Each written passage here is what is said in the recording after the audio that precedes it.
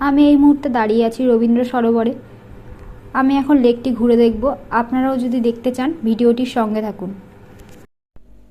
রবীন্দ্র সরোবর দক্ষিণ কলকাতার একটি অন্যতম প্রধান আকর্ষণ।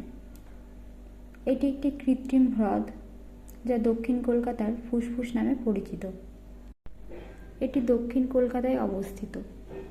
পূর্বে ঢাকুরিয়া এবং দক্ষিণে কলকাতা শহরতলি রেলওয়ে লাইন।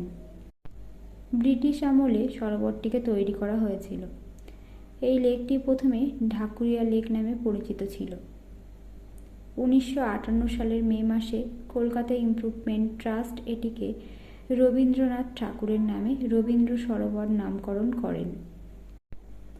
এটি একটি বিশাল জলাশয় এবং চারপাশে সবুজে ঘেরা পরিবেশ রয়েছে। এই সরোবর দক্ষিণ কলকাতার বিস্তীর্ণ এলাকার পরিবেশ রক্ষায় বিশেষ ভূমিকা পালন করে। জায়গাটি সকাল ও সন্ধ্যায় হাঁটার জন্য জনপ্রিয় স্থান। প্রতিদিন প্রচুর মানুষ মনোরম পরিবেশ উপভোগ করার জন্য আসেন। এখানে একটি স্টেডিয়ামও রয়েছে যা রবীন্দ্র সরোবর স্টেডিয়াম নামে পরিচিত। এছাড়াও রয়েছে শিশু উদ্যান ও বিনোদন কেন্দ্র।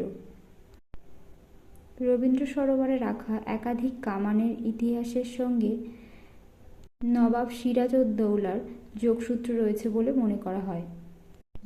এই সরোবরের পরিবেশ এতটাই মনোমুগ্ধকর যে কর্মব্যস্ততার শেষে প্রচুর মানুষ প্রকৃতির সঙ্গে সময় কাটাতে চলে আসেন।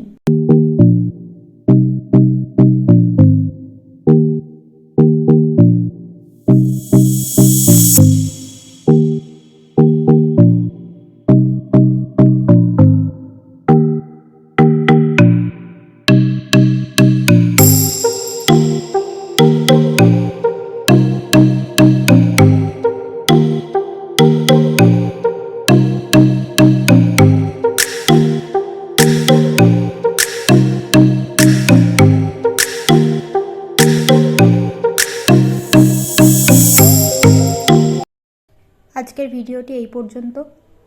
ভিডিওটি যদি ভালো লেগে থাকে লাইক, কমেন্ট, শেয়ার করতে ভুলবেন না।